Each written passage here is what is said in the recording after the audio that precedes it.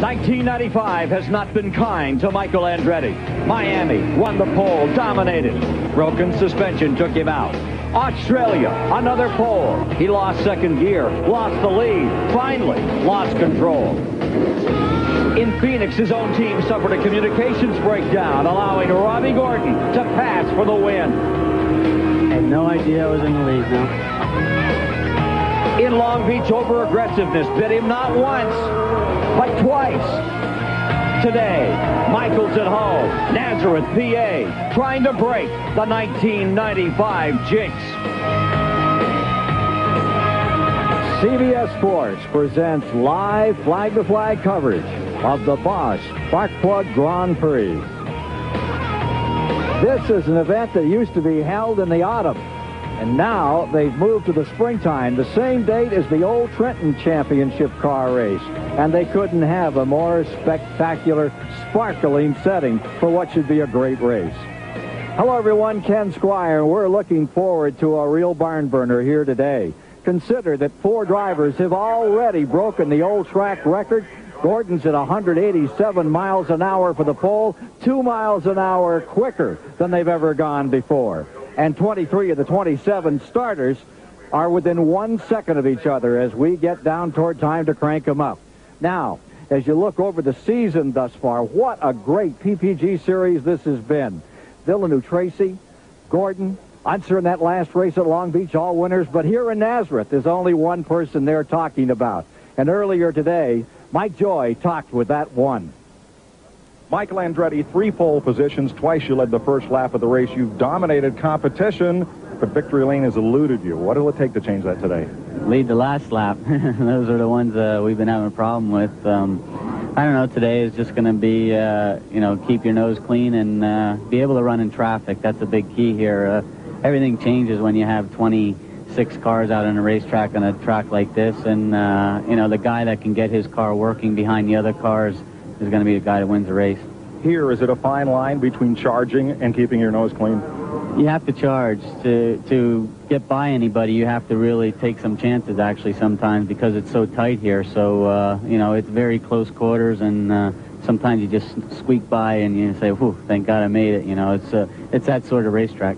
Well, Ken, the last time that Michael went to the 5th race of the season winless, he won that and the championship besides. Thanks, Mike. Michael Andretti, his dad had said for years that when he retired, he wanted to be recalled as the most versatile. And indeed, Mario Andretti was, winning in Formula One, winning the Daytona 500, winning at Indy. And he's going to add another dimension today. We're really honored to have Mario alongside here on what is home base for the Andretti family. And when you think about Nazareth, Pennsylvania, you think about the late 60s. And you running that 1 1/8 dirt in those old champ cars, that big right, had to have arms like Schwarzenegger to get through. Some different today than what we saw back there in 1969 when you were the champ here. Well, it's different, all right, and a lot of things have changed indeed, but the one thing that has remained the same is pretty much the challenge, the particular challenge to drive this course, because being a tri-oval, we really one long straightaway, and having an elevation of some 30 feet, it requires not only that particular concentration factor because you're turning most of the time, but it's also considerably tougher physically for the driver. So, as I said, this is it's quite a place here. Almost like an old Langhorne. You're turning all the time, about 70% of the time. Now, as to the complexity of this season, let's turn to our colleague, David Hobbs. Ken, it's been an absolutely wonderfully complex and competitive season so far this year. 4 races, 4 different winners. And of the 12 drivers who are still on the podium, only 2, Pruitt and Rahal, have repeated. We've got a whole bunch of young drivers out there. None of these races have been run from the pole. In fact, all these races have been won from 4th on the grid or worse, which is good news for the lad this afternoon. He's 5th on the grid. And one way or another, this has been one of the best ever PPG years. Now, there are a lot of young, new faces out there, very young and very fast, but they shouldn't be too complacent this afternoon, because right in amongst them on the outside of row 2 is the oldest driver here this afternoon, Emerson Fittipaldi. I think we're in for an absolutely wonderful afternoon's racing here from Nazareth. And one of the youngest and certainly the fastest is standing by where Dick Berggren is right now on pit road. Ken, 26-year-old Robbie Gordon absolutely obliterated the track record on the way to winning this pole. and he has won the only oval track race in the series so far this year. That makes him a fan favorite. But there's trouble. He's broken 2 wheel bearings in practice. Yesterday it was a transmission. This morning the engine dumped much of its water. And the question is, can his car hold up long enough for this young man to win his second oval track race? The command has just been given to fire the engines. 27 drivers getting ready for 200 miles of racing. CBS is thrilled to be back with PPG Series Indianapolis car racing. Stay with us for our flag-to-flag coverage on this day when the flag flies at half-mast in memory of Oklahoma City here at Nazareth. CBS Sports coverage of the Bosch Spark Plugs Grand Prix is sponsored by Bosch Platinum, the ultimate spark plug. Valvoline, the #1 choice of America's top mechanics. And by Firestone, America's tire since 1900. Preliminary laps. You're riding with Ray Hall as we get ready to take a look at the starting grid. There's Robbie Gordon on the pole at 187.4. Vassar, best qualifying ever for him. He'll start in second. Going to row 2 for today. Villeneuve looking for win number 3 of his brilliant young career. And the 2-time F1 world champion Emerson Fittipaldi is right alongside. Going to row 3, and there you have Michael Andretti trying to repeat here on this track. And with him comes Ribeiro. Into row 4 for today. There's Bobby Rahal. 10 oval wins for him. He's looking for a good finish today. And Raul Boesel. Going to row 5. Fernandez is there. And Scott Pruitt. Pat Patrick car. In row 6 is Brian Herta and Gugelmin. For row 7, you have Sweden's Johansson, and from Chile, Salazar. In row 8, Paul Tracy and Teo Fabi. For row 9, there's Christian Fittipaldi and Gilles Di Ferran. In row 10, it's Al Unser Jr. way back, but he was way back last year and came to second from 18th in the first 40 laps. Buddy Lazier alongside. For row 11, there's Eddie Cheever in Poit's car and Danny Sullivan. Sullivan, a former winner here. Sam Pedri in row 12 with Dean Hall. Row 13 is Carlos Guerrero and Marco Greco.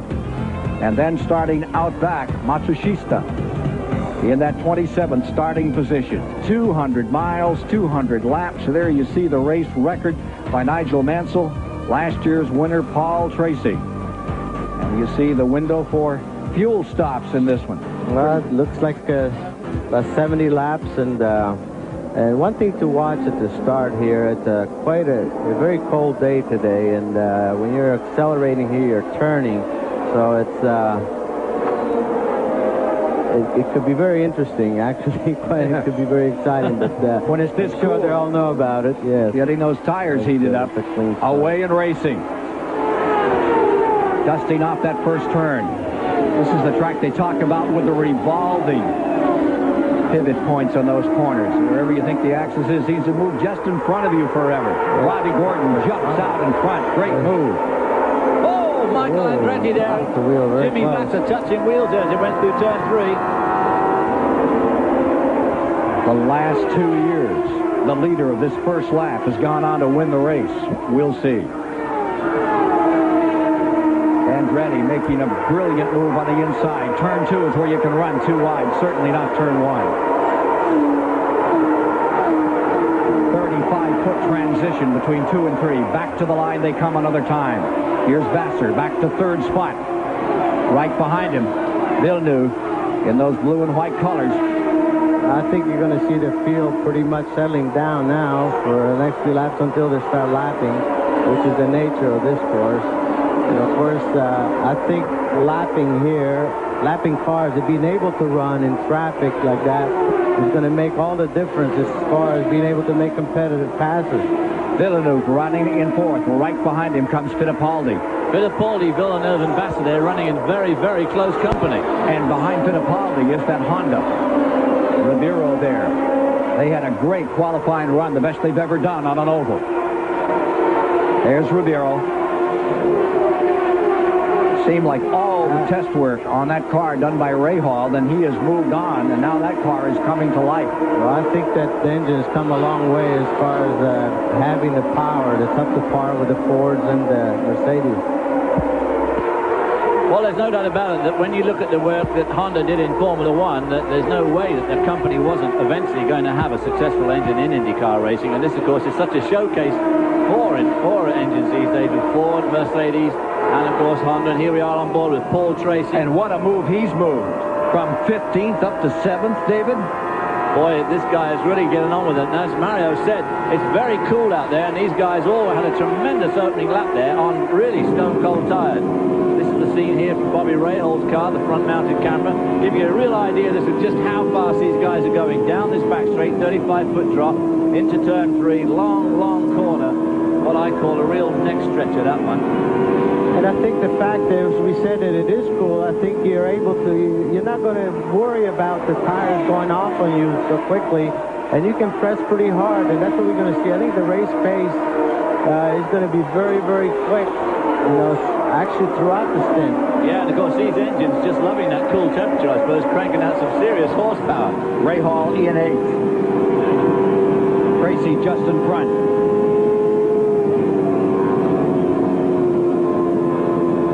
Working lap 9, and you can really get the sense of downhill right there. That's right.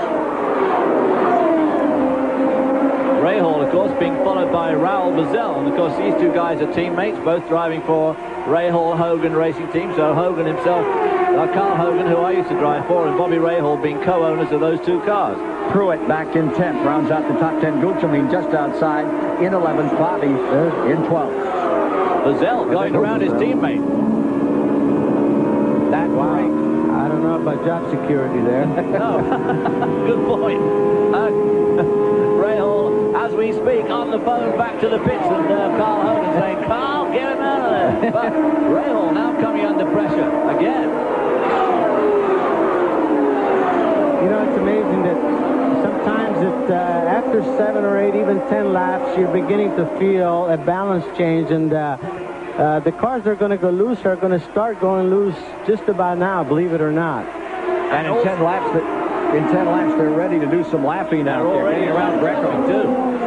And that's the story of this mile track. You're always in traffic here. You got 3 of them. Look at that move. That's the story indeed. Perron down to the inside, trying to get around Greco. And of course, a tremendous amount of responsibility is put on everybody here, the lead drivers and, of course, the drivers who they're lapping. It's very difficult for them as well. They're still lapping at about 180 mile an hour, and they can't just watch the mirror all the time. On the other hand, of course, they've got to let the leaders through. Yes, because here you go, as you exit turn 3, go into turn 1, you go from apex to apex, and then the car is being lapped. It has to be aware to leave at least one car with for the faster car. Oh, absolutely, and because it's very difficult for all of them. Unser well back in the pack, trying to move under Salazar. As you look further back in the field, he's back in 19th position, challenging for 18th. And not coming up as quickly as he did a year ago when he made that incredible run from 18th to 2nd in the first 40 laps. That's Salazar. Elisero just in front of him, using a little higher line as he sweeps around that hard turn number 3, back to 1. But you're going to see now that actually the faster cars are going to be forced to the outside, and that in itself is going to work. The groove is going to make it wider and wider. You'll see most of the outside passing going on in turn 2, obviously. Back with the leaders. And look at Andretti closing in on Gordon. Both of these cars, of course, have got the Ford engines, although Michael's car is the latest Stage 2 engine.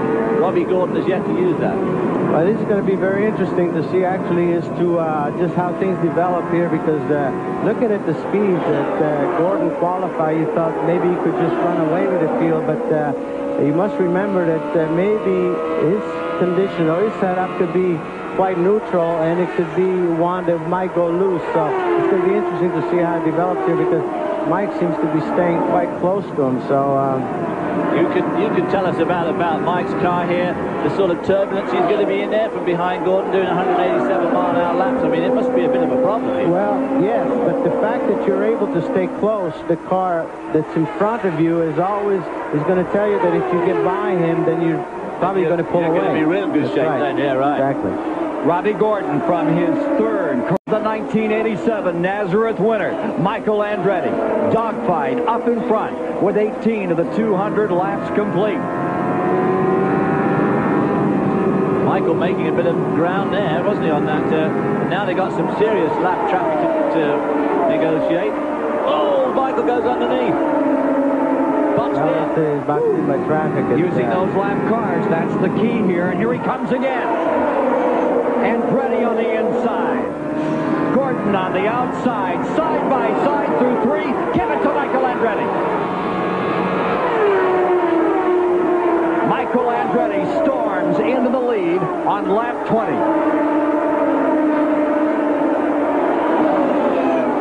So it's Michael Andretti now in first and falling to second. Robbie Gordon. More from Nazareth in a moment.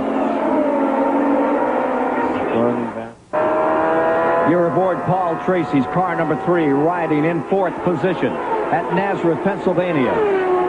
The Kart PPG Series here this afternoon on CBS. At the present time, Michael Andretti stays in front at lap 27. Caution free thus far.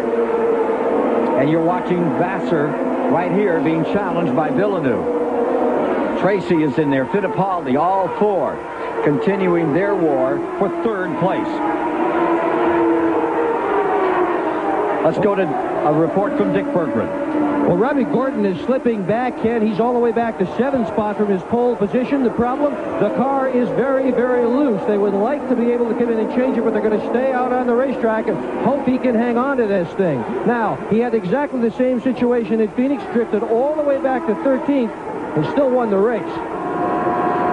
Well, our man Mario called that absolutely spot on. He said that if... big crash.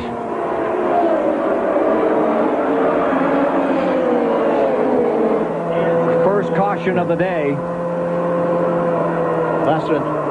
Vassar and Tracy got tangled up there. Yeah, it looks like Tracy. And here is Tracy coming in. Paul Tracy would pull himself up through the field into 4th, now sliding quickly back. Yeah, I think Tracy just cut in a warm-up lane. I don't know. Yeah, you can see that he's one down for the day. Yeah. Chewed up bad. Yeah, that's too bad because he was really coming on. He was. Take a look at what happened out here. Let's go to Mike Joy.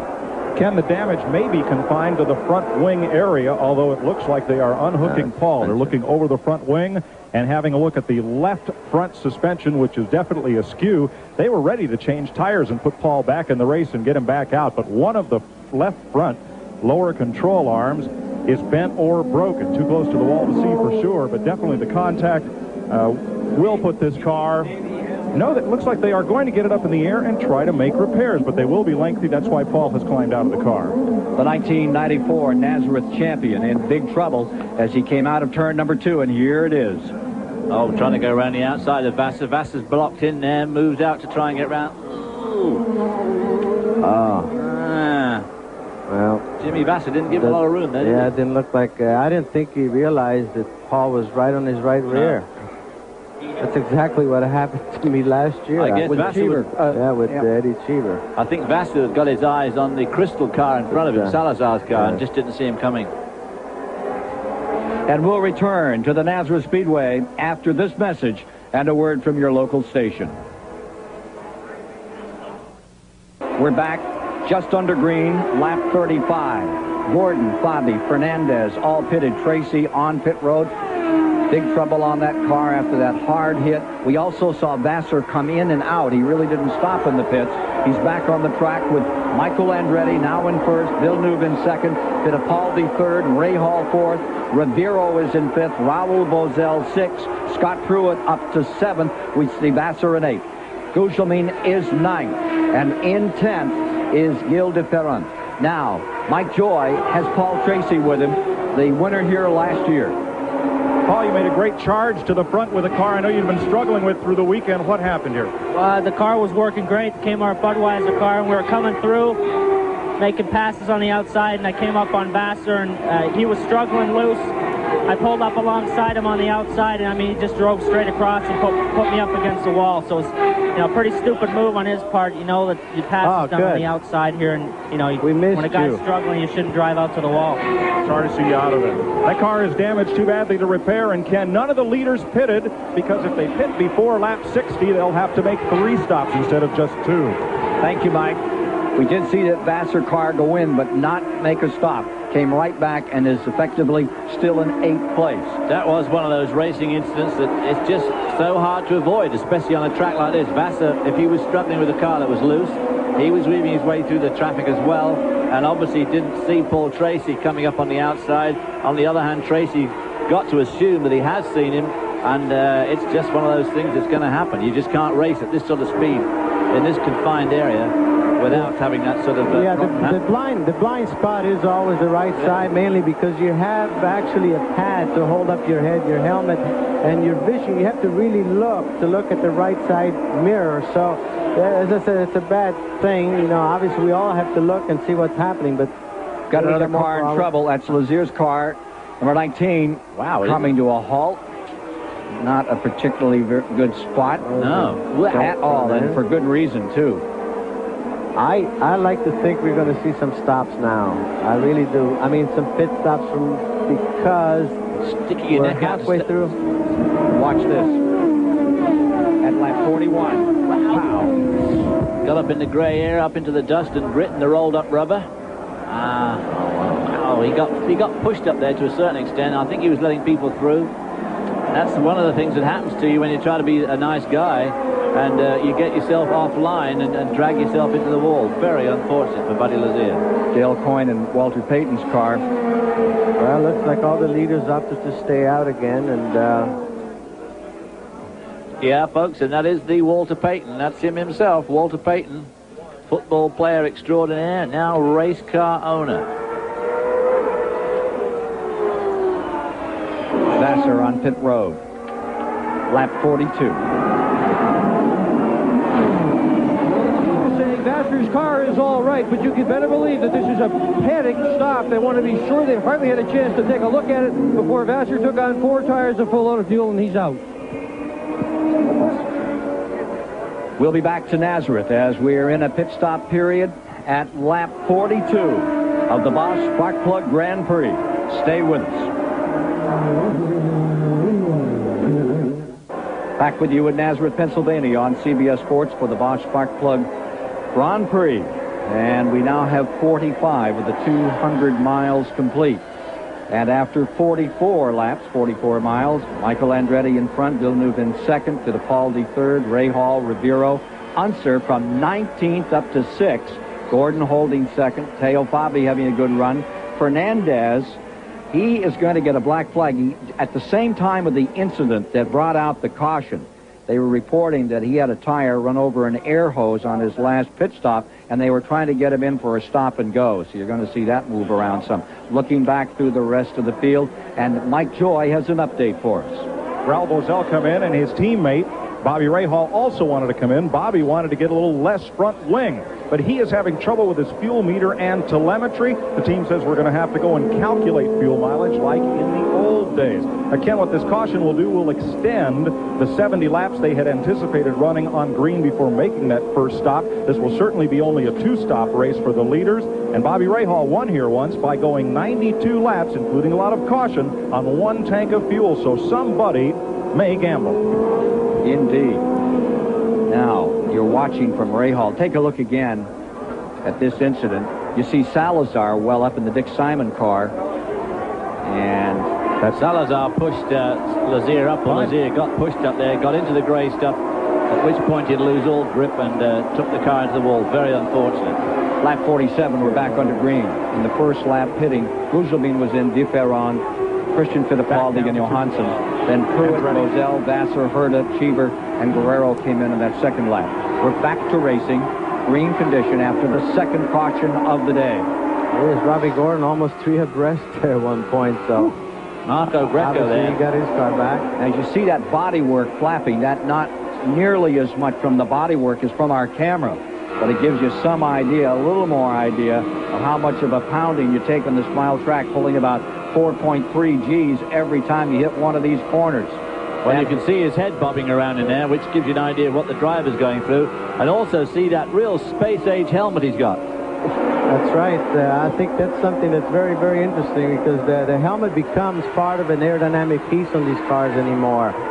This allows for the air to flow better to the rear wing, and believe it or not, it makes a big difference not only from an effective standpoint, but also from the fact that the better the air flows, the less buffeting the driver has. Take a look at Scott Pruitt here. Going with it. Al Jr. right there.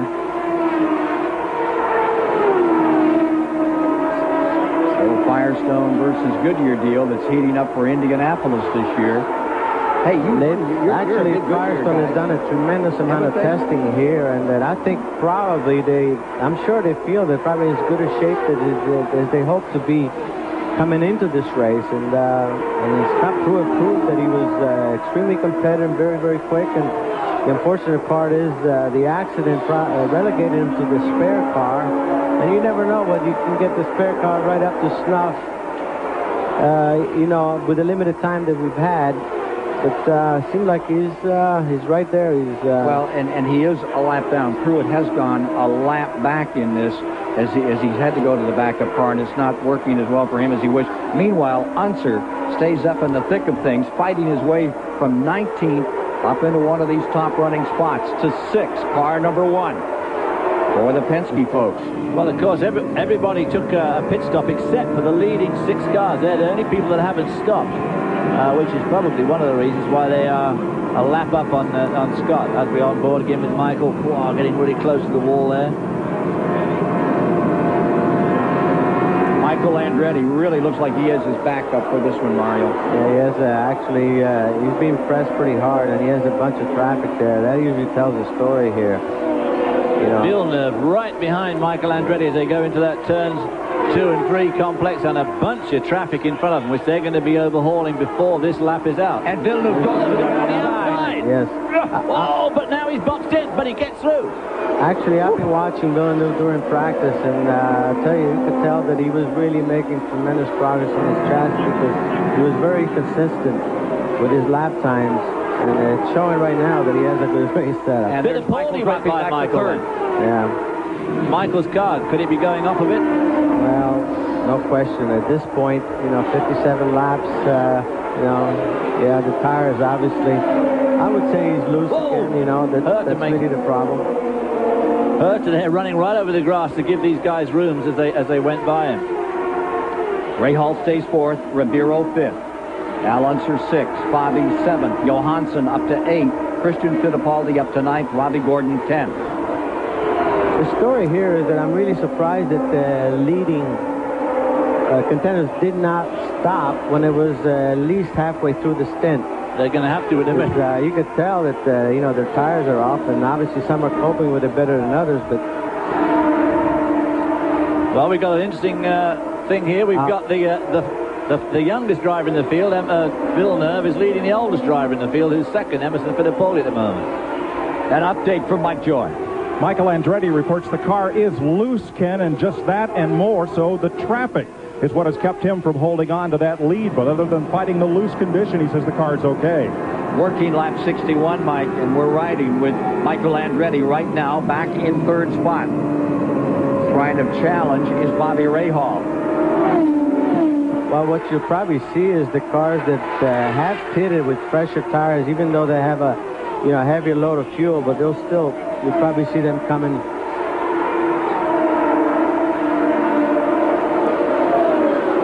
Back in traffic go the leaders. Villeneuve in 1st, looking for that 2nd win of the season. Fittipaldi. Oh, whoa! Boy, oh boy, that was close. That's There's that no turn room for 1. 2 cars there in turn 1. that was Raul Barcelo, wasn't it? But yes, interesting that, of course, Fittipaldi, the last oval there at Phoenix just about a month ago, Fittipaldi led 78 laps there. If he hadn't had that dash of fuel right near the end, he probably would have won that race. So Fittipaldi, we know, is tremendous on these 1 mile ovals, giving Villeneuve a real workout. He's working right now. If you watch the way he could really come off turn 3 so tight, I mean, that shows that the car at this stage, you know, is really working well. And then you can see the tires, obviously, you know, are pretty well worn. A stint where if the tire, that right rear tire that you and I have been talking about over the weekend, if it's going to start showing signs of wear, this is going to be about now's the time. Now's the time, right? So, but it's Salazar ducking down. if your car is working at this stage, you're looking pretty good, actually. You're not going to need any changes when you finally pit. Oh, Fittipaldi got badly boxed in there. He went low, and unfortunately Dean Hall went low as well. So that's definitely given Villeneuve a bit of breathing room. About 20 car lengths. A lot of breathing room. Salazar from Chile in that green car with the yellow helmet. Mario, they talk about this turn 2 as the passing corner, but you're so blind coming off that corner. Looks to me like you're really throwing the dice right up against the concrete. Well, you are, but again, you know, it's the one that really is the most inviting for passing, and as the race progresses, the groove will gets wider and wider, and that's where you're going to see a lot of the action. We can get an update now on the Vassar story. Here's Dick Berggren. You're standing here in the pits instead of being on the racetrack where you wanted to be. What put you out, Jim? I believe we had some sort of an overheating problem. It's a shame, you know. I think the car was running real good. The team did a great job this weekend, and we were running real conservative and just settling in. And somebody hit me in the back early on, but fortunately it didn't hurt our car. That was the first miscue, and then shortly thereafter, that didn't really hurt us, but shortly thereafter we started having the overheating and some sort of a misfire. So, you know, it's unfortunate with good sponsors like Target and STP that really back us. That, you know, we want to do a good job for them and finish up front. And unfortunately, you know, it wasn't with us today. Well, it was his best ever starting position. Bad break for the Chip Ganassi team. San Francisco's Vassar has retired. We're at 68 laps. Here is Ray Hall. 10 oval victories to his credit. Rides in fourth. Tries to do some closing on Villeneuve, Fittipaldi, and Michael Andretti. Now, just behind Ray Hall should be that Honda of Rivero. Indeed, he is. He's right there. They qualified 6th today, which is their best oval qualifying mark. Prior to that, it was something like 13th a year ago with Ray Hall.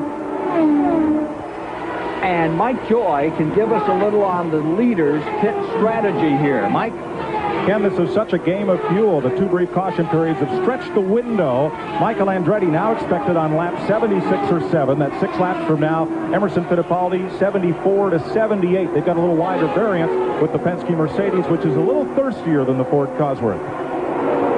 So there's the story on what we can expect. Boy, Rivero there making a pretty powerful move. Got down on the inside of Bobby Rahal and held him off. Outpowered him down the straight. And Bobby Rahal must have been saying, uh-oh, have I just done the right thing on this engine choice? And now you see Unser closing in car number 1 on Rahal. Unser moving in. Rahal slips back to 5th. Unser from 6 on the attack. Villeneuve continuing to lead.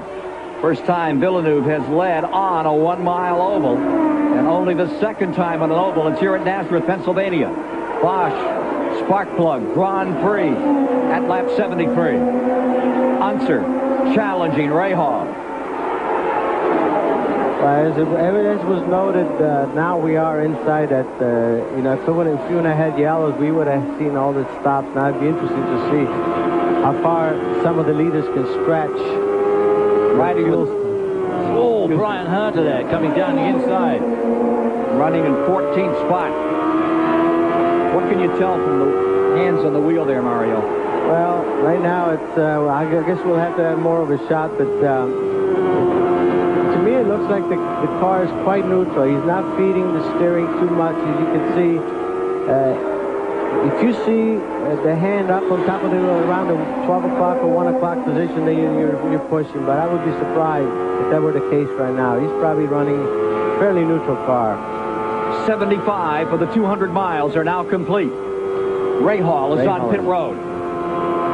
The car that has been running in 4th and backing up a bit as you stay with Brian Herta. down that 35-foot transition into 3. Here's Mike Joy. Jim Prescott, Dave Alguera, Bill DeSant, and Glenn Napichu putting tires on this car in 13 seconds or so. 7 seconds for Mark Dreisaitl to fuel it. He is down and away. And Emerson Fittipaldi, 1 pit away, is in the pit lane right now, coming into the attention of the Penske crew. This happening at lap 76. Lap 76 of 200 as you watch Fittipaldi on pit road. Mike Joy standing by for Fittipaldi's stop.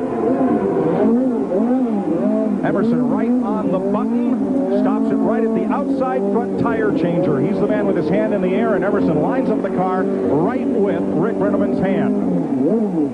Fueling just about complete. The car is in gear. It's in the air. Down. Fittipaldi is away. Mario? Well, it's interesting. The 2 Mercedes cars pitted so far with Ray Hall and Emerson. Now we'll have to see just how far the Fords can go. Well, we heard that Bobby Rahall's fuel management checking system had gone faulty, and they were going to have to compute it themselves the old way with a pencil and a bit of paper. So obviously they probably would stop a bit early. So he probably played it a little safe anyway.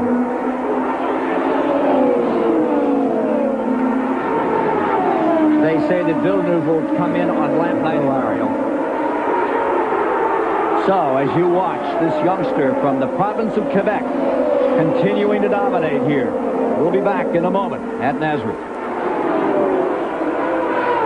At lap 84, Michael Andretti, who had come to 3rd during this period of pit stops, making a transition on the leaderboard. There you take a look at the leaderboard now with Villeneuve in 1st, Ribeiro in 2nd, Bobby 3rd. The Andretti pit stop has just been completed. He is back on the track, and we can get more on the story from Mike Joy. Ken, Michael Andretti was in, but it was a brief stop. 4 tires and fuel. He had complained of looseness entering the corner. The team feels that's because he was coming to a very light fuel load. They're hoping that just by filling the tank, it will balance the car out. We're watching out here, Mike. Salazar. Elisero has just been lapped again, but no, that's Wilson Fittipaldi that's just been lapped. By Villeneuve running in 1st place. And again, at lap 88, so we're just a few away from where we should see the leader on pit road. Christian Fittipaldi really hanging on there to Jacques Villeneuve. Although he's a lap down, of course, but he has stopped.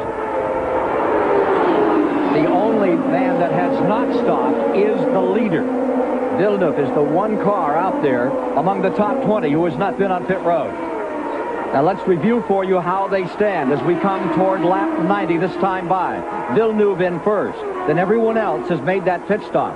Fabi 2nd, Johansson 3rd, Gordon 4th, Fittipaldi 5th, Cheever 6th, Christian Fittipaldi into 7th, De Ferron is in 8th, Boisel 9th, and Herta is in 10th. Now just outside of that top 10, Michael Andretti is in 11th, Al Unser to 12th, Scott Pruitt back to 13th. You're riding with Sweden's Johansson. That was a good classic example, and he was trying to go around that car on the outside, and on the outside of him went Michael Andretti.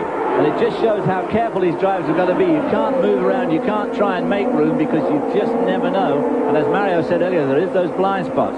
Mario, it's always traffic. This reminds me so much of Loudon, New Hampshire, coming up this summer. No matter where you go, you're in traffic. Well, it's typical of all the mile tracks, of course, you know, but here, as I said, you're turning most of the time. You only have one really long straightaway, and because of that, you know, obviously you're going to see a little more action here than you see at the other mile track. Now remember, they're turning this track at about 20 seconds a lap, so you just about get time to intake a breath, and you're down that straightaway. Leader is on pit road. Wow. Dick Berggren standing by as the young Canadian from Quebec, Montreal, is on pit road.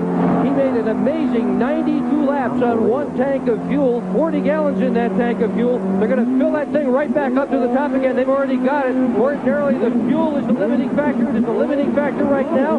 There, the tires were done much sooner than the fuel. Fuel is now in. They're ready to roll. Great stop. Roll they do. That looked like a good stop. Boy, oh boy, when he dropped that clutch, he shot up. That was terrific. I know, I have to say unbelievable because, I mean, I don't know where he's getting the mileage.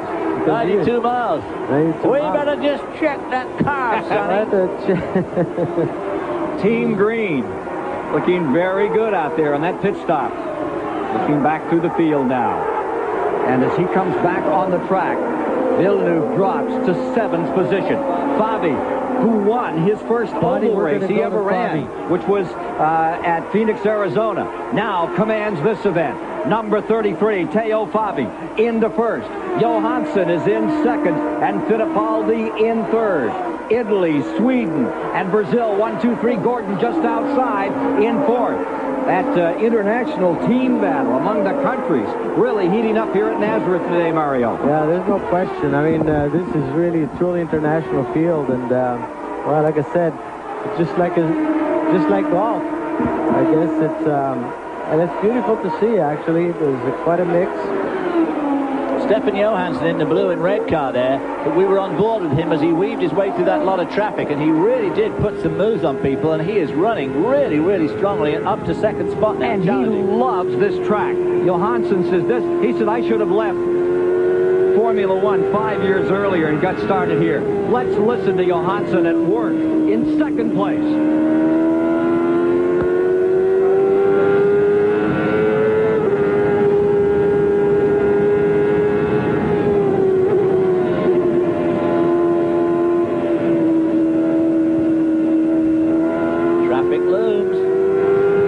Just ridden a little more than a mile in 20 seconds for the guy who drove for Ferrari for McLaren, but says he likes this ride with the Bettenhausen team as well as anything he's ever done in his entire racing career. Out of the same stock that gave us Joe Bonnier and Gunnar Nielsen, Ronnie Peterson. Johansson currently second in this Bosch Spark Plug Grand Prix at Nazareth, Pennsylvania, and we'll return to Nazareth after this message and a word from your local station.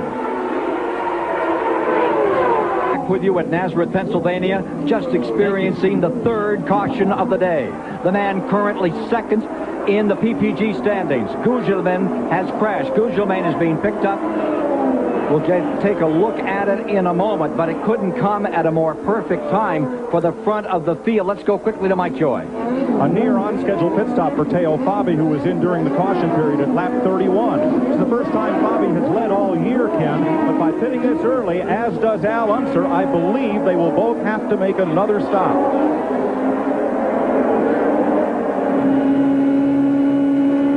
Here's Johansson back on the course. Again, we are experiencing the third caution as Gugelmin crashed, bringing out the flag. But that's what we have. We have a field that's pretty mixed up, actually, because of the two cautions earlier, and some that pitted, some that didn't. And now it's going to be, it's called a play of when and if the next caution comes out, because, I mean, it could play either way. It's right now, it's, you know, you're at the mercy of what's going to happen as far as playing your cards. For instance, when you talk about Michael or Villeneuve, looks like, you know, they'll be able to do one more stop. But then if a caution comes in somewhere along the way, I mean, it's, you know what I mean? Well, this racing, of course, is a tremendous play on gambling on when there is going to be a caution. A lot of the time, of course. That's part of the pocket power part of this racing. Down to Dick Berggren. Well, Ken, you talk about gambling. This is Robbie Gordon's right rear tire. You can see where he scuffed the wall. He really wanted to come in. That caution was very timely, but he stayed out for several laps. They wanted to come in and take a look at this thing and see what kind of shape it's in. They don't have a valve here to determine whether or not this tire is leaking air. Some of the teams do. So that caution was very, very timely. Gordon now says he can go all the way to the end without having to stop again. There you see Gordon. What a run he's giving us as he did in Phoenix, Arizona. He stands 7th on the field. Bad break for Gugelmin. And take a look at this replay in the turn 3 area.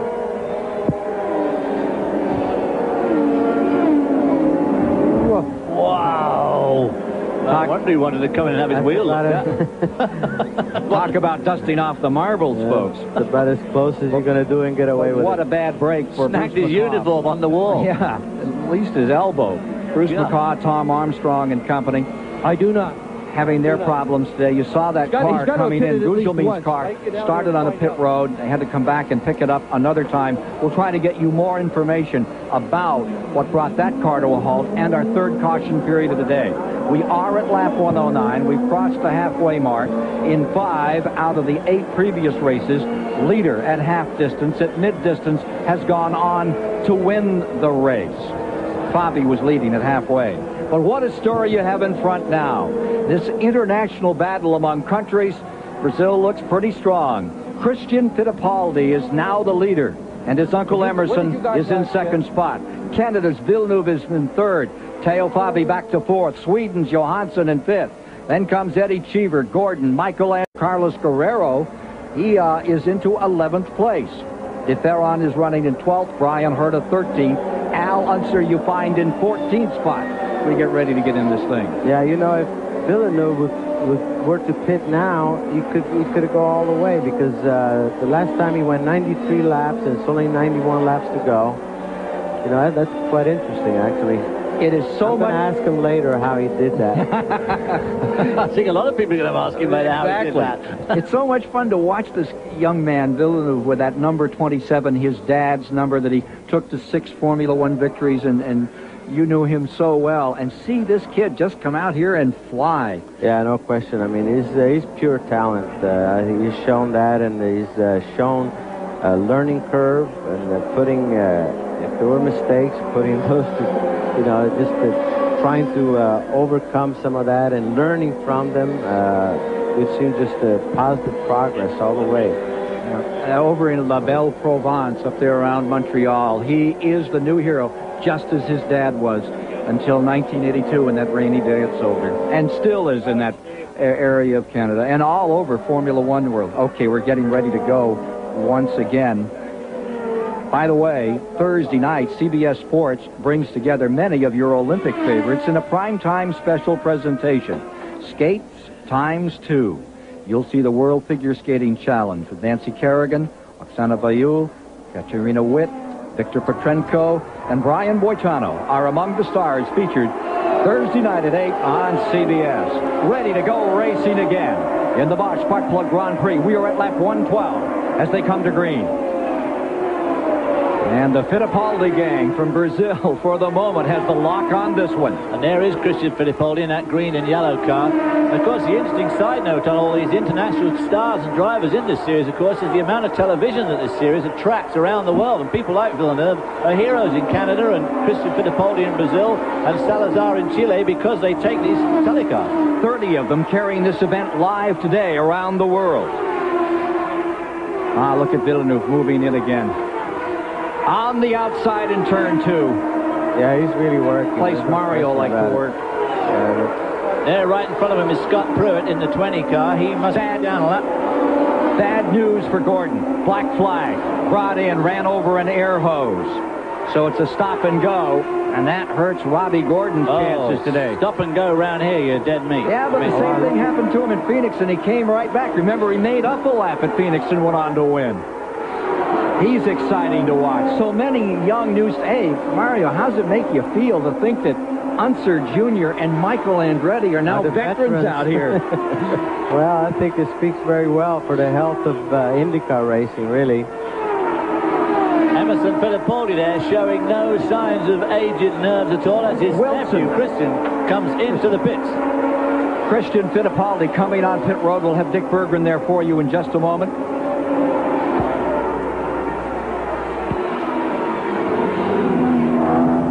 Dick Berggren. Well, the problem is fuel, Ken Squire. They last pitted on lap 41. They had just told their driver, Fittipaldi, to lean it out. There's an adjustment on the dashboard that can lean the engine out. They had hoped to stretch it a lot further than this. It didn't work. Fittipaldi, running out of gas, had to make this pit stop. Away at 13.5. Don't know why he didn't pit during the yellow, actually. You know, you don't get any points for leaving the race here, so that really hurts. Because when you pit during the green on a mile track, I mean, you go down a lap automatically. Mario, that shot, when you see them come out of 2, you just don't get the sense of speed that you get when you're sitting here in Nazareth, PA. How quick are you in that area of the track? That's true. I mean, it's you know, you're coming off that corner at least 160 miles an hour, you know, and that's on race conditions. So, yeah, it's well, of course, this whole racetrack, I mean, if you drive around it or look at it, and then you saw the qualifying time, 187, I thought there'd been a misprint, you know, I'm thinking 187. We can get more on the Gugelmin story, and here is Mike Joy. Ken, when Mauricio spun the car, he touched nothing. Only flat spotted the tires, came in, got 4 more, went back out under caution. Also, Gilles de Ferran in the Pennzoil car stopped under caution because they didn't get a full fuel load the first time they stopped. Had to go to the back of the field to avoid an additional stop under green. The concern right now is in the pits of the cars with the Mercedes Ilmor engines. They're not as fuel efficient as the Ford Cosworths, and they're wondering how they can make this race with perhaps not another stop. I think they are worrying after they'd looked at Jacques Villeneuve there do that 98-lap stint. That's pretty impressive. Got the old Mercedes engineers scratching their heads. We are Emerson Fittipaldi making anybody in his team in that Penske organization scratch their heads, leading by 2 7/10 seconds, and Villeneuve is really closing up. He is moving back into this thing from second spot. Fabi lies third. Sequestered in fourth is Johansson, and Cheever is fifth. Michael Andretti back in sixth. He seems to have got a bit out of touch with the leaders. Although, as Mario said earlier, this is such a short, fast and furious racetrack here, and as you pointed out, Villeneuve there trying to get around. Is that Sullivan? I think time with Pruitt. Yeah, it's Pruitt indeed. Pruitt, of course, on Firestone. Firestone's coming back to IndyCar racing after a 20-year layoff, doing very, very well with Pruitt. Pruitt leading the championship as we go into this race. And Gugelmin in second. Unser in third after having some problems at the start of the year. Wow, that outside pass. Boy, it looks brave to me. Oh, no, he's getting 3 wide. Unbelievable. You got to weave your way through that traffic. Wow. Tremendous judgment called on here from everybody. The lapper and the lappee. Make you wish you were still out there, Andretti? Oh, yeah. I was thinking about him glad he's in here. Oh, not Mario. Hope we get to see in some sports car races real soon. Back out there. Well, I'm keeping that one open, obviously. And that interval between first and second has widened out again. When he was caught up in that traffic, he lost several seconds. So Fittipaldi lies first, Villeneuve second, Fabi third, Johansson fourth, Eddie Cheever in fifth, Michael Andretti in sixth. Bosch Sparkplug Grand Prix, Nazareth, PA. The 134th mile of 200 to be run. And a battle for third developing. Teo Fabi in the red and white car, number 33 there. But the story is Eddie Cheever from 21st up to 4th. Remember that Cheever was 4th at Long Beach. Remember, this is one of his best tracks. 4 times in a row, the top 10 until last year when he had that shunt with Mario down here in turn number 3. And what a job Cheever is doing again today. He's closing in on Fabi, and what a race we're having back here in third as Emerson Fittipaldi continues to lead. Villeneuve is in second. Let's go to Dick Berggren with more on this story of the battle for third place. Well, Ken, Eddie Cheever is anything but confident at this moment, even though he is running so very well. On Friday in practice, he blew an engine. The timing chain apparently let go, and that was all when that one went. And at Long Beach, the last race that we ran, at Long Beach, Cheever was running in second spot with the checkered flag in sight. He ran it out of fuel, wound up 4th. Now, these guys run awfully close to the edge. When Gordon won at Phoenix, he had less than a half a gallon of fuel in the car. So Cheever, no doubt, is going to be thinking about fuel and thinking about engines as well as he is running. Fabi there got boxed in by Danny Sullivan, and Eddie Cheever really took an opportunity chance there, snaffled his way by. Now it'll be interesting to see if he can pull away, because going back to what Mario said earlier about being in traffic and in the air, he was holding on to his own with Fabi very well. Now he's in front. Is he going to be able to pull away? Oh, I think no question. It looks like he's really working right now. Now, that's one of those Series 1 Ford cars. He doesn't have one of those new Series 2 engines, does he? Yeah, but it's more handling here. You know, if you can just get the power down, believe me, he has enough horsepower to get the job done. Well, the man that won 67 IndyCar Championship races, A.J. Foyt here today, looking on as Eddie Cheever's looking good. This is the thing about when you drive for A.J. Foyt. I mean, you've pretty well got to perform, because if you don't, you can't go back to the pits anyway. But Cheever has always been the star-cross driver. Back to your days in F1, his IndyCar experience, so many times, so close, and it evades him. Yeah, that's right. And he has so much experience, you know, a lot of Formula One and sports cars, and, you know, so he's due for some good to happen to him. And he's certainly with a good team there, and I'm sure Foyt is happy with him. But right now, he's looking quite good. He's definitely moving forward. Serious traffic now. Fabi comes up on the inside again and gets around. Nearly got around Cheever there. Almost around. Is that Johansson? No, that's Gugeman. Gugeman back. And there's Brian Herter's out there in the Ganassi car in this group of traffic. But these two guys have got to... Here we are on board with Brian Herter now. Right behind him is Cheever. But Herter, of course, is in his own battle with Gordon and Ribeiro. That's back there in 8th, 9th, and 10th. Ribeiro is 8th. Gordon is 9th. Herta 10th.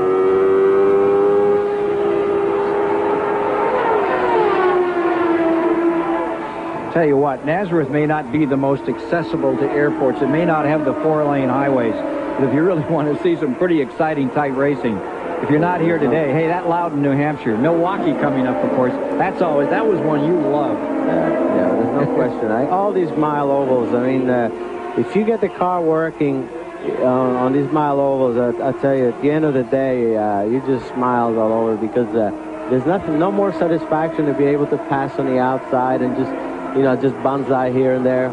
Oh, it's just terrific racing to watch, of course, weaving in and out of this constant traffic. Dropping back to the leader here. There you see Emerson Fittipaldi. His lead, it was running 7th. Puts wheels there with Bazell. Smoke coming off both those. And he really stepped out, and you could see the car squirrely for a moment. He was running from 7 down, being challenged by Villeneuve up to 5 3/10 of a second, the interval, and that's going to cost him dearly. Down to 4.3 as Villeneuve continues to get back in the picture for the lead. And Emerson Fittipaldi is still going to get past Raul Bassell now, too. Now, Fittipaldi had Phoenix covered, Murray. It was his until that splash of gas at the end. I wonder if fate's got him again here today. Well, I don't know, but no question, though. You can see that right now they found the setup again, you know, when it comes to the race itself. The way he's slicing through traffic, you know, shows the car right there. Just the way he comes off the turn 3 always tells you that you really got something under you. Yeah. And he's been doing that all day, actually. Mike can tell us more about this car, too. Team manager Chuck Sprague has talked to Emo on the radio. They are ready for his pit stop, which must come before lap 160. I think they're planning about 152 or 153, but the contact will not hasten the pit stop. The car is undamaged. Interval sprints back to a 5 6/10 seconds. You say there's a little trouble with the fin on the front of the his fin touched Raul Bassell's left rear wheel, which caused the smoke. Now Emo's got to get round his nephew.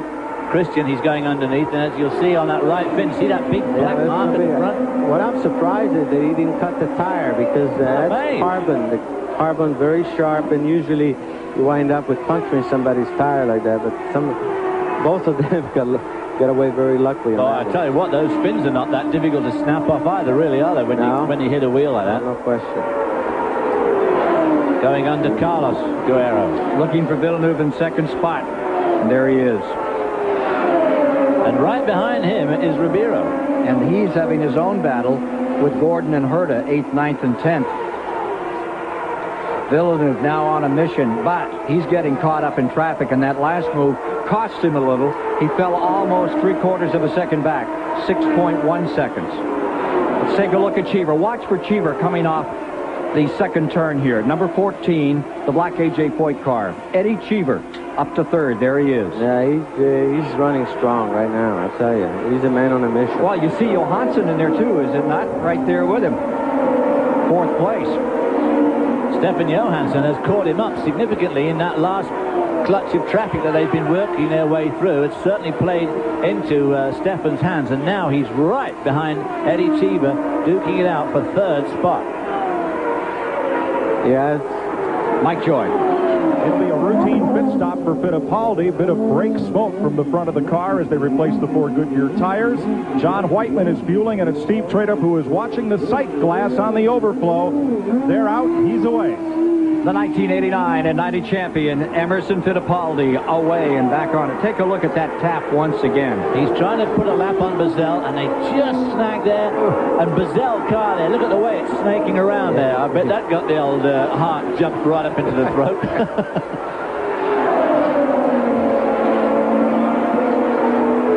We're at lap 151 or 150 when we saw that pit stop that was made by Fittipaldi. Now, what about Villeneuve here? Well, I'm still perplexed by that one, but, you know, they're doing something right, obviously. They're just...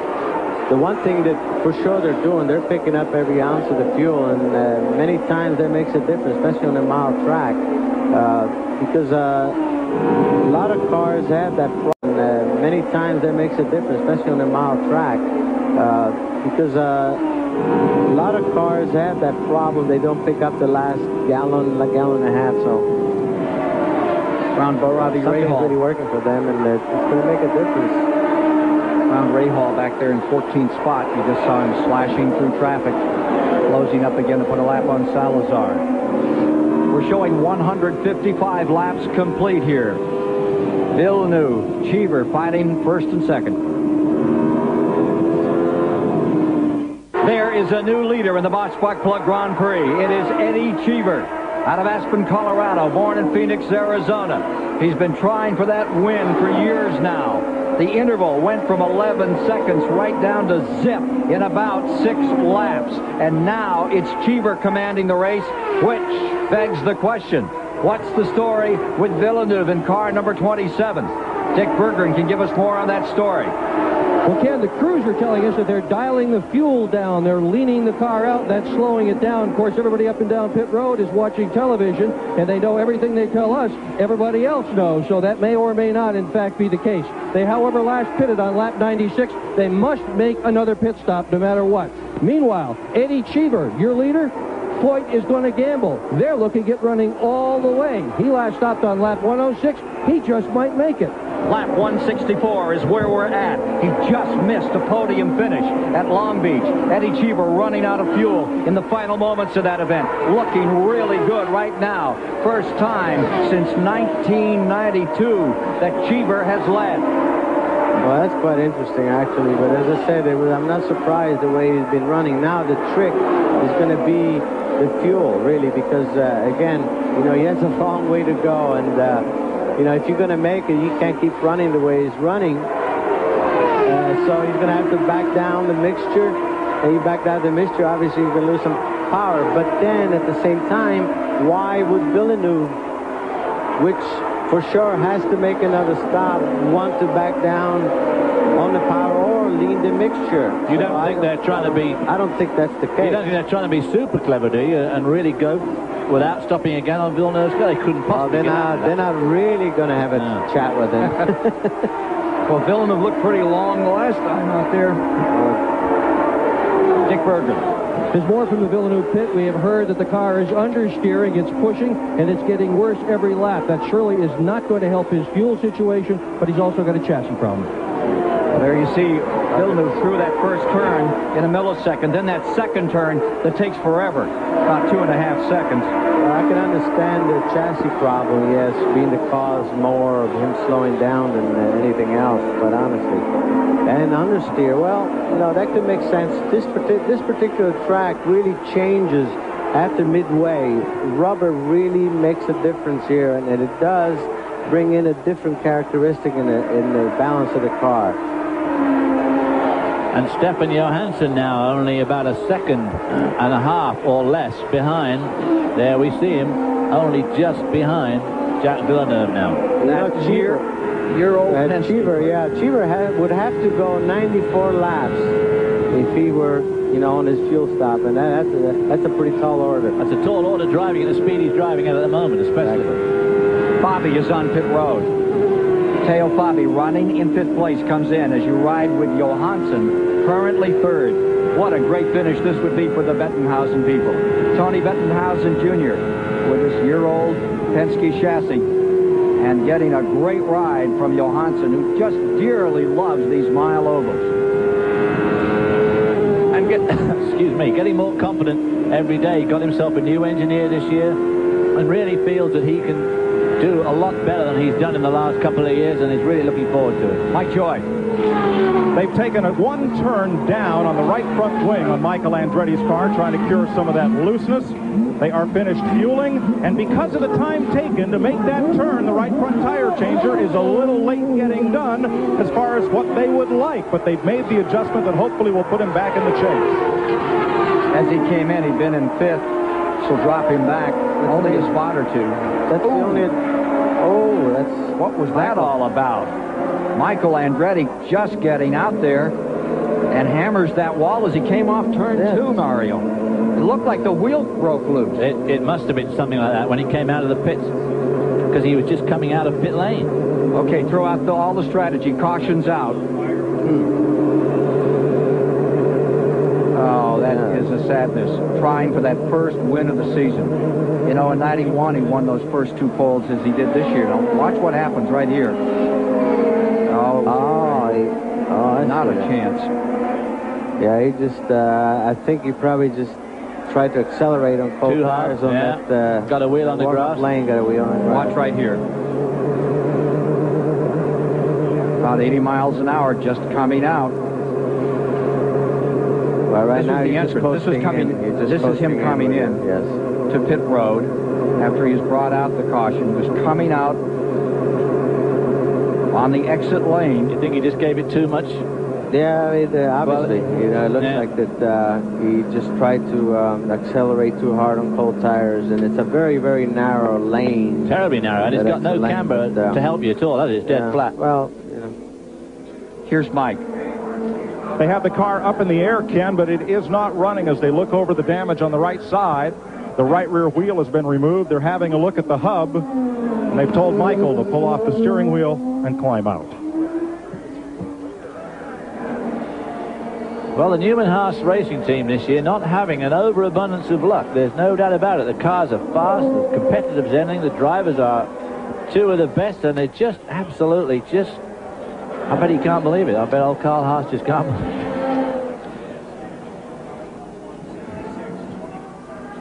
Let's take a look at that last pit stop.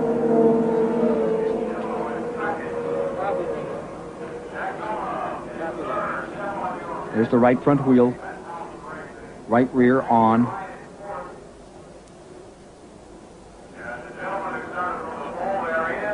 Clearing away. Now watch this right here. Ooh. Oh, that's it. See, it was never on. That's why he went off. Right. Oh, yeah, sure. It was on top of the pegs, wasn't it? Yeah, it was not his fault. It was on top of the pegs. Oh, wasn't it? No. It was never registered into the... Yeah. So Michael Andretti waits another day on this one. That's got to be frustrating. Yeah. So here we were almost blaming him, but the fact that the right front wheel was never put on. Dick Berggren. Well, behind me, A.J. Foyt and his team can have been looking over their computers. They're still having conversation about what to do, but right now, so far, the decision seems to be that yellow is exactly what they needed. They're going to give it a try. We're at 177, Dick. Lap 177. So they're getting down inside that window to go home. Well, that's it. You know, actually, if you do it right during a yellow like this, you can get upwards of 7 miles to the gallon. You know, so you can really milk it. Yeah. During these yellow laps. So. Michael Andretti driving a patient race, coming back up through, and then a little bit of a miscue here. What happened? I guess they dropped the jack a little early, and they sent me away, and the right front tire wasn't tightened, and I was going out of pits, and the thing just went straight off the track, and luckily I didn't hit the wall head on. I almost did, and it just caught, and I spun a little bit and hit the right rear, and it bent it. How was the car today? A bit of a handful, actually. It was good in the beginning, then it went away, especially in traffic. It just wasn't as good as we'd like in traffic, and you know, a couple other guys were definitely better than us. And also, we were just catching the yellows all wrong. Yellow would come out every time I was in turn 3, and I was never able to take advantage of them. Well, instead of you, I've had to have your dad in my ear all day. Do you have any advice for him on his new career here in broadcasting? Oh, I hope he had more fun than me today. I think he did. Sorry to see you out of that. Take a look at the pit stop another time here, Mario, as he comes in. Yeah, with the pit stop, everything was quite normal, really. As you can see, the change. Actually, the way it looked, there looked like he put more wing on the right front. And you can see, if you watch the right front, once he exits, you'll see sparks where the wheel actually was never really in a peg. Right there. See that?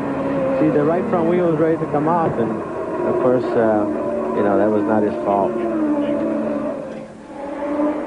So, misfortune fights Michael Andretti again on this 95 season. Hope it's better for him at Indy.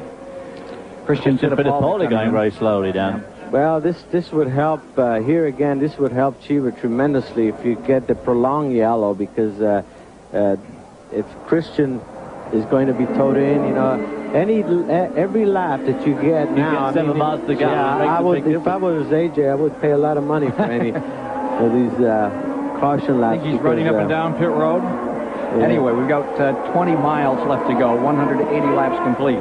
We are in the 4th caution period of the day. 4 cars are on the lead lap. Eddie Cheever stays first, Fittipaldi second, Villeneuve third, Johansson in 4th. They are in the lead lap.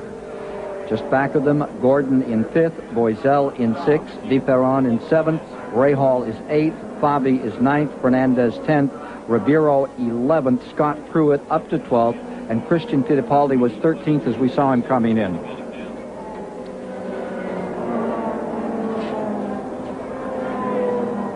So we have at least another lap or 2 under caution. The advantage Foyt and company on this one.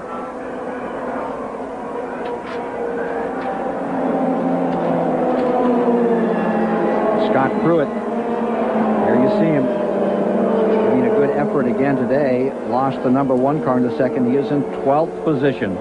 One of the really great stories of 95, the successful union of Firestone, Pat Patrick, and Scott Pruitt together, joining forces and getting well done. Firestone, once the dominant tire. Pat Patrick, one of the founding fathers of IndyCar racing. And Scott Pruitt, 89, Indy 500 rookie star, was a man with a future. But the spotlight faded. Firestone in 74, Patrick in 91 withdrew from racing. Scott Pruitt's testing crash in 90 nearly ended his life. For all, it's been a long, hard road back. Firestone Tires and Patrick now look to Pruitt to pilot their comeback. The reason he hired me was because he felt I had unfinished business in IndyCar racing.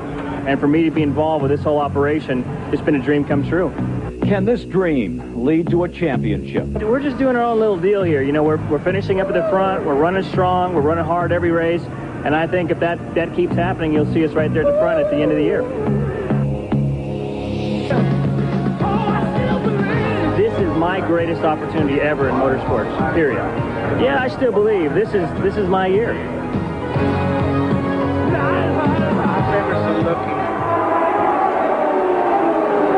Oh, there you see Scott Pruitt as the pace car comes in at lap 183, fighting his way back into the race from 12th position.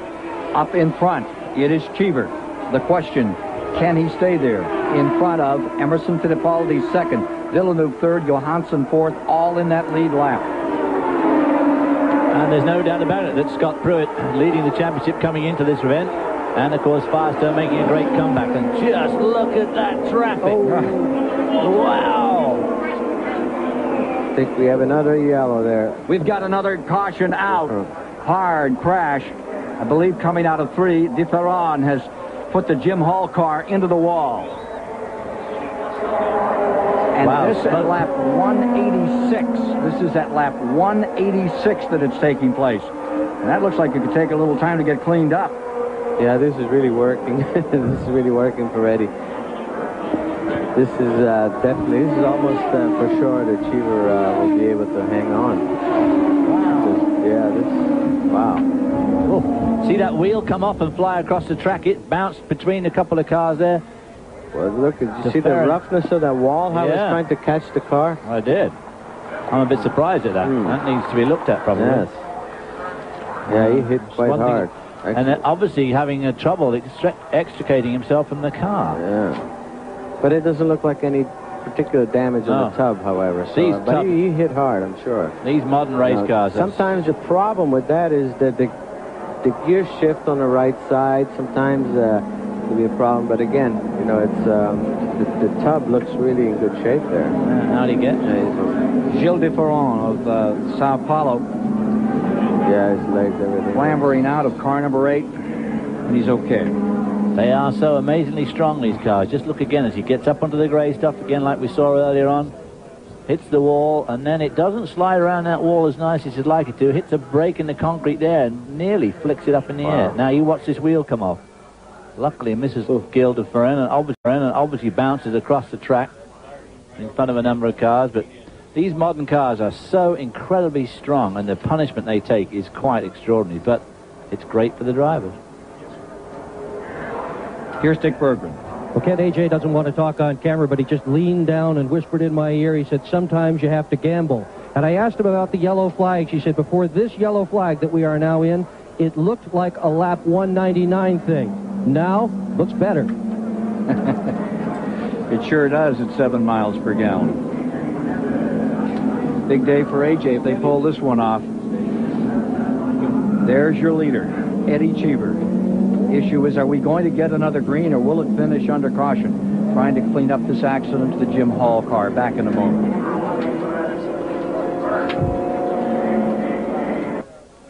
Coming up next on CBS, final round coverage of the Kmart Greensboro Open from Forest Oaks Country Club in Greensboro, North Carolina.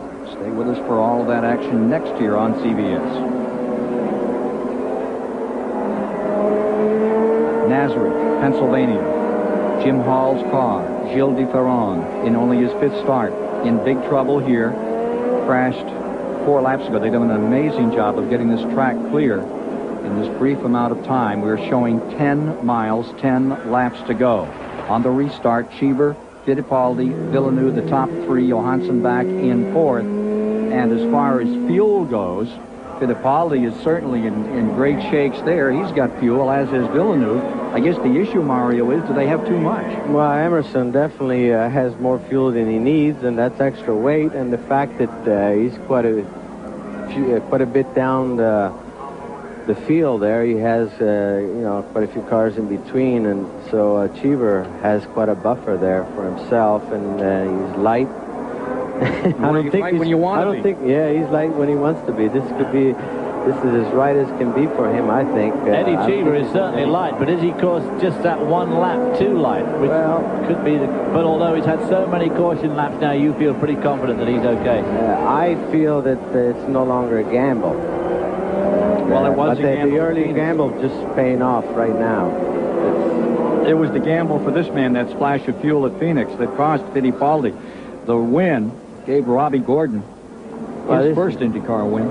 Shining example here of, you know, really the pit strategy giving the driver the race. If you will, just doing everything right. And a little bit of luck. Back to Mike Joy. I think I'm with Mario. I think AJ's playing Texas Hold'em. Of all the drivers I talked to all weekend, Eddie Cheever was the only one who told me he thought this could be a one pit stop race.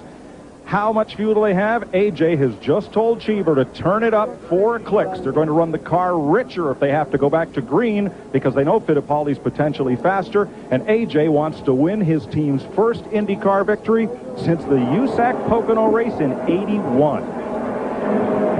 Sitting pretty right now. Yeah, it's a great feeling, actually, you know, when you know, you're right down to 8 laps to go and leading, and you know the car's feeling good. 193 on the board. They'll take green next time by. Fittipaldi's biggest problem, because he's about 7 or 8 cars back in the line, and he's going to have a tremendous job to get around those guys, some of whom are pretty fast. You see Robbie Gordon sitting there just behind the leader. He is in 5th place, a lap down. Bobby Rahal is in 6th. Boiselle is in 7th. Bobby 8th. Fernandez 9th. Rivero 10th. Scott Pruitt is in 11th as we get set to shake him loose. Gordon, Rahal, Boiselle, Fabi, all 1 lap down. Fernandez, Rivero, Pruitt, and Unser, they are 2 laps down. Unser back in 12th position. Green is out. And getting a great start is Eddie Cheever.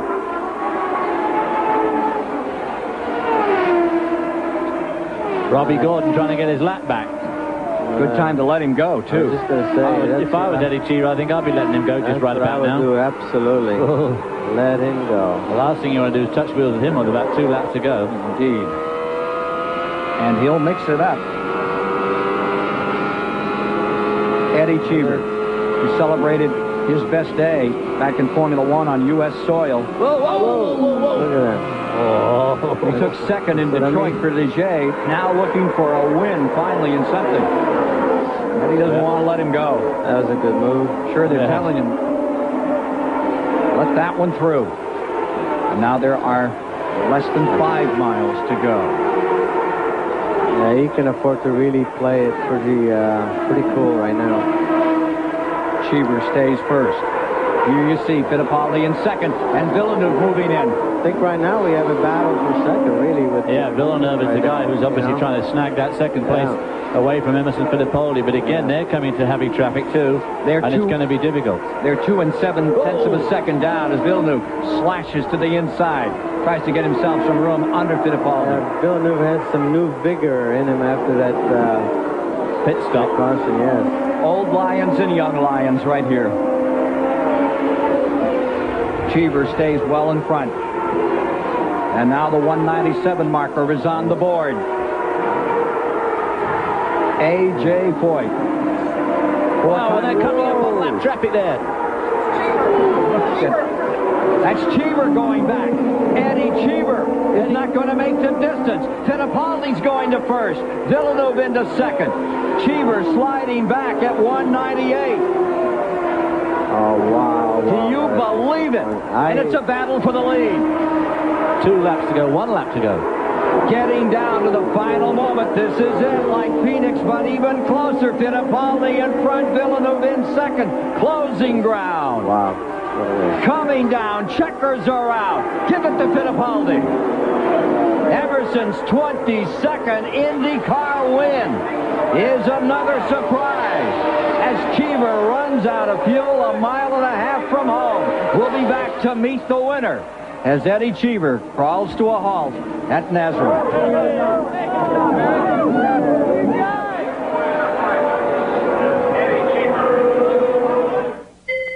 Luckily on the car, very strong, it didn't damage. You didn't pit after the incident.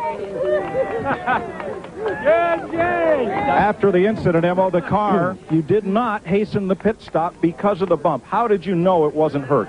Well, because I could feel in straight line, the car was straight. It's great. Congratulations. Thank you very much. Thank you. To Dick Berggren. Dick Berggren. Well, Jacques Villeneuve, just a couple of weeks ago, you celebrated your 24th birthday, and here you are with a strong second-place finish. How close were you on fuel mileage in that first run? Fuel was never a problem. The first run, we ran it to its limit, and just stopped when we were out of fuel. But we didn't need to stop before because the tires were still good. The car was still handling beautifully, and we could run strong. We had more problems with the second set of tires. My player's Reinhardt at that point had a lot of understeer because of the less stagger, and at the same time I picked up oversteer towards the middle of the run, so it was a little bit more difficult to do consistently quick laps at that time. Then after the second pit stop on the third set of tires, the car was really, really strong, and I could push ammo. Ken Squire? PPG Series in great shape with young men like that one right there. Eddie Cheever walks away today. We'll try to get a word with him in just a moment. Top 5, Emerson Fittipaldi, Jacques Villeneuve. Football can be... Well, there's the celebration scene for Emerson Fittipaldi. And here's the scene of what it looked like for A.J. Foyt with the realization that it had evaded him another time. Mike Joy is with Eddie Cheever. You and AJ played a game of high-stakes poker and came up a card short, but boy, it had to feel good to be at least a mile from victory here. Well, I had 4 aces in my hand, and right at the last minute, that ace turned into a 2. My computer said I had 4.5 gallons on board, which was more than enough. I had ample room. I think something must have gone wrong inside of the tank, and I knew I was in trouble after the second lap on the restart. I came out of the top corner, and the car stuttered, and that was it. But that happens. The car ran very well today. We had to start back in the field right from the beginning of the year because we didn't have that much time to test and prepare for it. We've always been pretty strong on Sunday. It was the best result we've had, and we deserved to win, but that's easy to say. We didn't deserve to win because we didn't have enough fuel in at the end. You were the one driver all week who told me you thought you could run a one pit stop race, so I know that you guys were thinking about this from the go. It's possible here. There's so much traffic that if you can actually run with the traffic and not use up so much fuel, you can do that.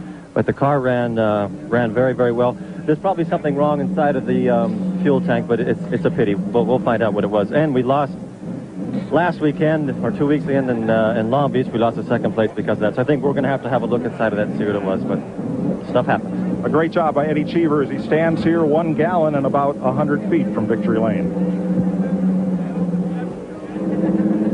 Final standings in today's Bosch Spark Plug 200 from Nazareth, Pennsylvania. Emerson Fittipaldi recording his 22nd IndyCar victory for Roger Penske, his 93rd Team Penske win. Jacques Villeneuve looking great. Johansson, Gordon. As you look further back in the field, Scott Pruitt came up to 8th at the finish. You see Rivero with a Honda getting 11th as they prepare for Indy. Danny Sullivan with the next in the 18th position.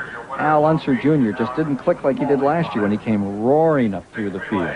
And there are the remainder of the starters as to how they concluded their day. Let's go to Dick Berggren, standing by with a guy who had an incredibly good performance. Stefan Johansson's with Dick Berggren. He did indeed, and after 4 races this year, you failed to finish 3. This third must seem awfully good. Yeah, it is. I mean, this is a great finish for us. You know, we've had a little bit of a rough start to the season. We've been running fairly strong every race, but for some reason, something's always gone wrong, so it's very satisfying. So many people were bouncing off other cars today. Did you have any of that? Not really, no. I had a pretty uneventful race, really, in that respect. I had a small tank slapper here one lap where I got, in bad turbulence, but, overall, I really had a pretty good car all day. Tank slapper finishes 3rd today. So we'll be back to take a look at the standings, look at the nation standings, the manufacturers. There you see the manufacturer standings right there. Ford Cosworth at 92 to Mercedes-Benz in 2nd. All right, ladies and gentlemen. CBS Sports coverage of the Bosch Spark Plugs Grand Prix is sponsored by Bosch Platinum, the ultimate spark plug. Goodyear, #1 in tires. And by Budweiser, the king of beers. This Bud's for you. At Nazareth, Pennsylvania, let's take a look at the standings through Event 5. Pruitt stays in 1st. Villeneuve in 2nd. Ray Hall moves to 3rd, tied with Gugelmin, dropping back a spot. Emerson Fittipaldi to 5th. Al Unser falls to 6th spot in those PPG standings after an incredible day here on this 1-mile track. Robbie Gordon, Tracy looking back through the field. Now take a look at the Nations Cup. U.S. in front of Brazil, 82-72. Big move by Brazil with Emerson back in 1st place. And speaking of Brazilians, another word from Mike Joy. When Fittipaldi and Boisel bumped Ken, Emo knew because the wheel didn't shake that the car was okay. But the Penske team knew he didn't have a tire going down. Because of a cost of $100,000, they've developed tire pressure sensors that the telemetry sends that information down to the pit. They knew he didn't have a tire going down. They didn't have to pit him. That innovation paid for itself and then some today. Sure did.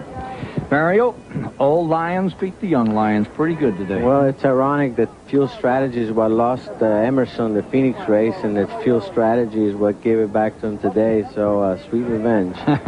David, what did you think of this one? Well, that complex season goes on. 5 races, 5 winners now. The young against the old, as I said at the beginning of the show. Watch out for Emo. Pulled it off again, but Jacques Villeneuve is obviously a man to watch. And the Newman-Haas run of desperately bad luck or bad something just keeps on going. So, Johansson with a great finish for Tony Bettenhausen. Going to see more of him. Big season upcoming. And if the PPG Series is coming to your part of the world, Indianapolis, Milwaukee, Loudon, New Hampshire, plan to be there to enjoy all the excitement of these beautiful cars, these great drivers running at their limit. Right on the edge is the story here. And as we saw in today's race, Mario, in races like this on mile tracks, you can't see better racing. Yes, phenomenal, phenomenal action. Emerson Fittipaldi reigns supreme in the Bosch Sparkplug Grand Prix today at Nazareth, Pennsylvania. Villeneuve, the new star from Canada, is second. Sweden's Johansson stands third on the podium. So for David Hobbs, Mario Andretti, Mike Joy, and Dick Berggren, Ken Squire saying so long from the Nazareth Speedway in Pennsylvania, where Emerson Fittipaldi has won the '95 Bosch Sparkplug Grand Prix. Coming up next, be sure to join CBS Sports for live final round coverage of the Kmart Greater Greensboro Open.